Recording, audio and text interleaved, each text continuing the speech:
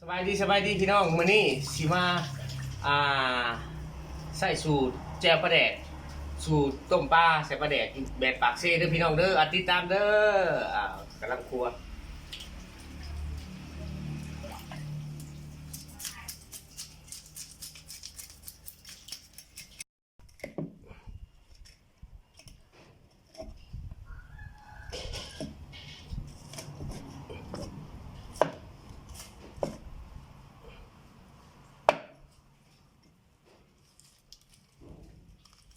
เนี่ยบัดนี้นี่หั่นทีได้แห้งดีเพื่อให้ปลามันบ่มีกากพี่น้องสำหรับปลาเก็ตนี่ต้องหั่นพี่น้อง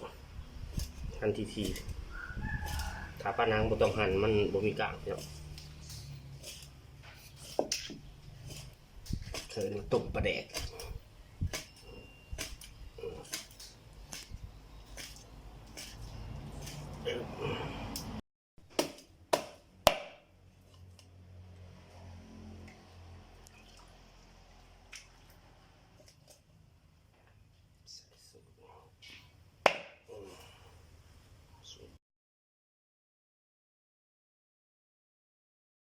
นี่พี่น้องเขาเอิ้นว่าต้มปลาแดกปากเซ่ต้มปลาแดกปากเซ่ก็คือเอาตอนปลาแดกลงใส่นี่พี่น้อง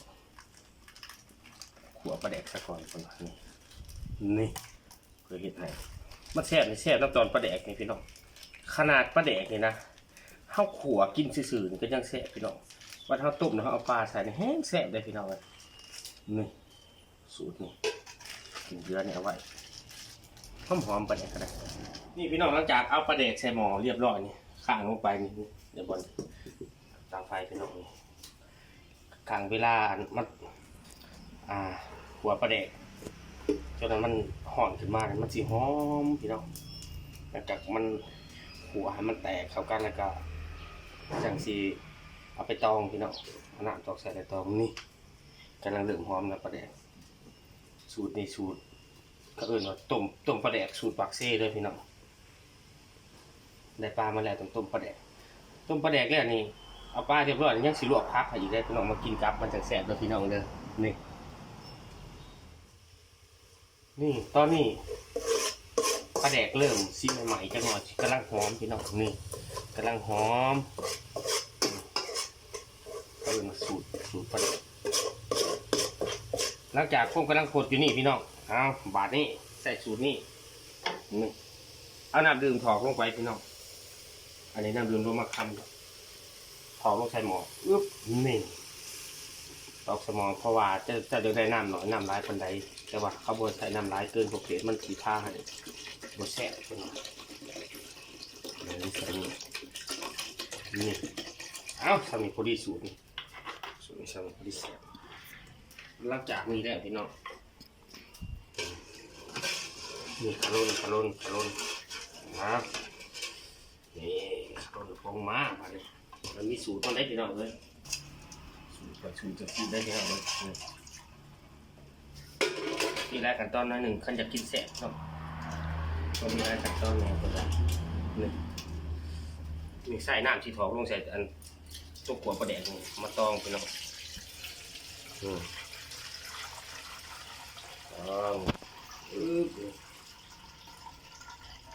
สิ่งที่เลือกไว้คือกางปลาแดกพี่น้องอันนี้เอาถิ่นพี่น้องเอาไปเอาน้ำปลาแดกมาถอกลงนี้พี่น้องใส่หม้อเก่าข้างไว้พี่น้องนี่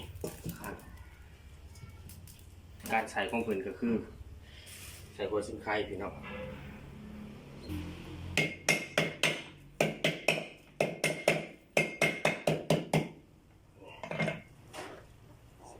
เรียบร้อยแล้วขอดพี่น้องกระบวยมันเกการในหม้อเพิ่นว่าซอยมักเล่นใส่พี่น้องมานี่ซอยมักเล่นใส่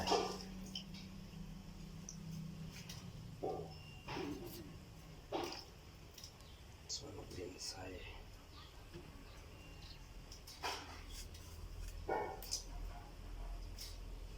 มักเล่นเป็นตะแสบขนาด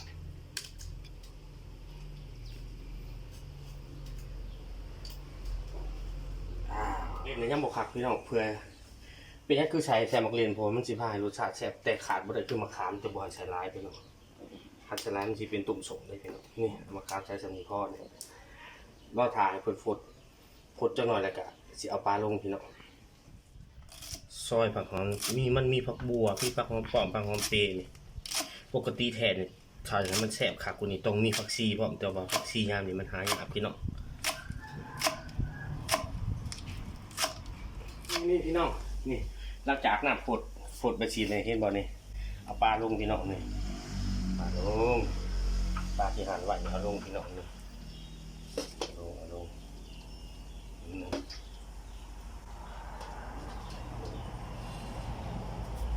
ลงเลยมีปลาพี่น้องแล้วมันวิดโตให้น้ำท่วมโตปลาเพื่อให้มันสุกไว้พี่น้องสุกไว้เถินหิวข้าวดินี่หลังจากผดแล้วพี่น้องนี่มักเล่นกับเปลือยแล้วพอดีเลยได้เนี่ยสูตรเพิ่นมาเนี่ยสูตรเพิ่นชิมมันซะก่อนเพราะว่าเขาจะได้ปรุงให้มันถึงว้าจังว่ามันแซ่บเบิดมันแซ่บย้อนปลาแดกนี่พี่น้องของขัวปลาแดกให้มันสุกเดี๋ยวจะเอามาลงใส่น้ำมันก็ทุกผักเลยอีกก่อนมาหนึ่ง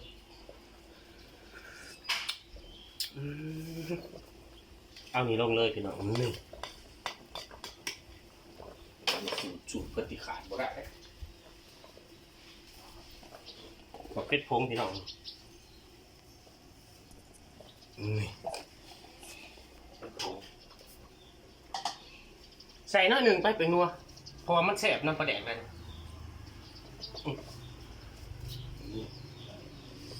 มาบาดนี้พี่น้องนี่หน้าตาของเพิ่นได้นี่หน้าตาของเพิ่นนี่ใส่ปรุงออกเลยพี่น้องนี่ความเป็นตะแสบของมันพี่น้องน่ะต้มปลาแดกก็ต้มปลาแดกอันนี้เป็นปลาสกางบาดนี้เอาหัวปลาคบพี่น้องนี่นี่อ้าวบาดนี้ตักมักเรียนต้องใส่น้ำพี่น้องกำลังหิวข้าวพี่น้องสุดยอดเลยพี่น้องเดี๋ยวนี้ตักแล้วเจ้าหน่อยสีลวกพักกินเลยพี่น้องเด้อนี่ปิ้งกระดูกข่างพี่น้องหลังจากกินอันนั้นแล้วก็ยังมีกระดูกข่างอยู่ได้พี่น้องกินแนบจากกันมันจากแสบพี่น้องให้มันครบทั้งสิ่งทั้งปลาทั้งพักอยู่รวมกันในสุขภาพแข็งแรงพี่น้องนี่มื้อนี้เฮ็ดหลายนาทีพี่น้องปิ้งกระดูกข่างงัวอีกเนี่ยกินกับอันต้มปลาแดกลวกพักเอามันกระคักลวกมันนี่มันคือหิวข้าวแต่พี่น้องลวกพักพี่น้องลวกพักบ่วงพี่น้องลวกพักบ่วงสิกินกับต้มปลาแดกนี่มันนี่ลวกพักบ่วงแล้วก็มีผักกาดจองนำได้พี่น้องเนี่ยหมักบ่วงนี่ลวกพักบ่วงแล้วพี่น้องลวกพักบ่วงแล้วตักมาใส่นี่มันจังโอเคเห็นบ่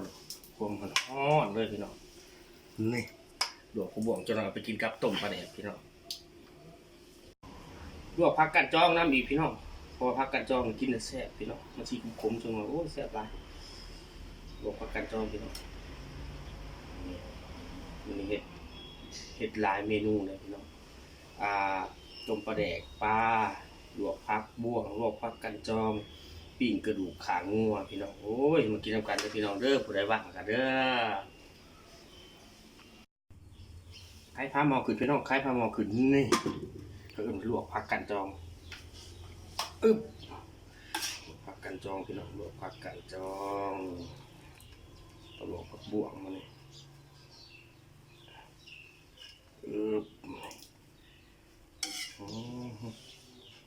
หอมกลุ่มๆพี่น้อง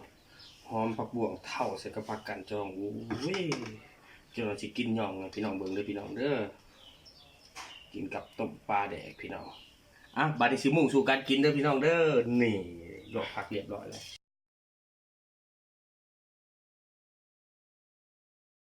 แล้วจากเฮ็ดกินแล้วพี่น้องมุ่งสู่การเฮ็ดกินเลยพี่น้องอันนี้คือสูตรต้มปลาแดกนี่พี่น้องนี่บ่นี่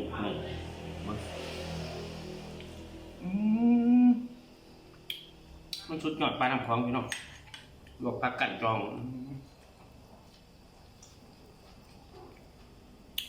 ปั้นข้าวจังไปพี่น้องลวกบวก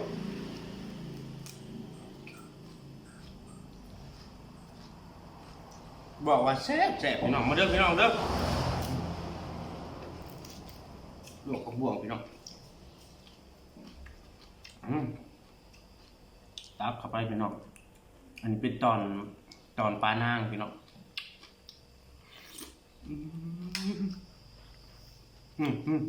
บางแห้งปลาแซ่บขึ้น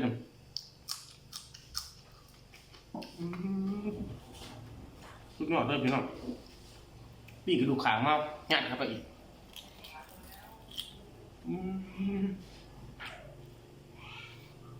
แซ่บพี่น้องมาเด้อพี่น้องถึงมาก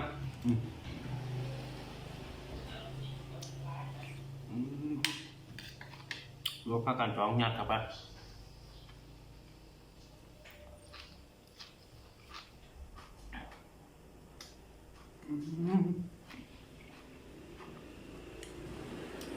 ตักตอนปลาสกางซึ่งไปตอนมาเด่นพี่น้อง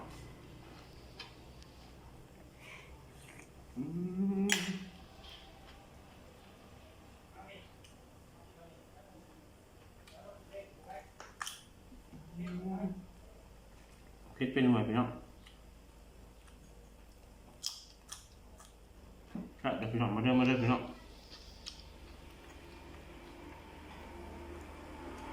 มาสูตรต้มปลาแดกนี่แหละพี่น้องเอ้ยแซ่บขนาด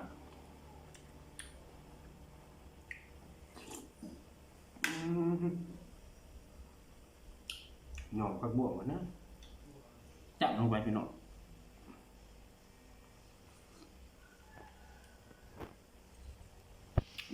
สิ่งกับสิ่งปลานางกันพี่น้องเอ้ย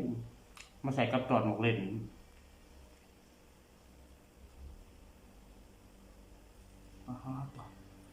โคตรแซ่บเลยพี่น้องมัน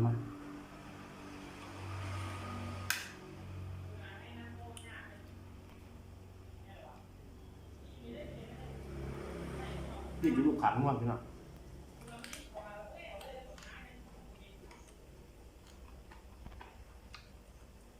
ที่ไปที่นั่นที่จะไปเป็นที่พักกันจอง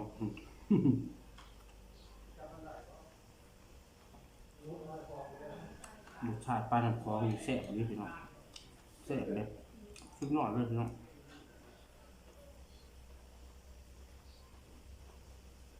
ใส่กับตองเด่นดีกว่ามันคู่กัน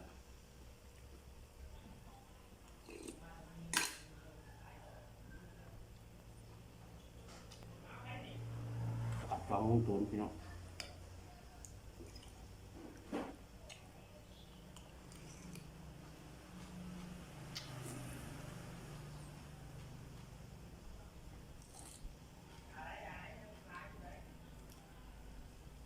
เรื่องไว้ให้เสือบัด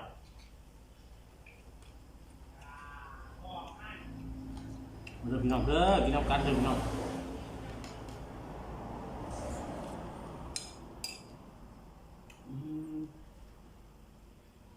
ผู้ใดจะพูดว่ามันแซ่บมันได้เห็ดกินเด้อพี่น้องเด้อแซ่บ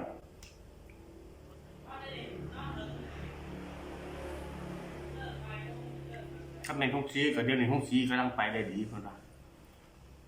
กำลังสีเขาได้ดีจริงๆเขาสีเขาพี่น้อง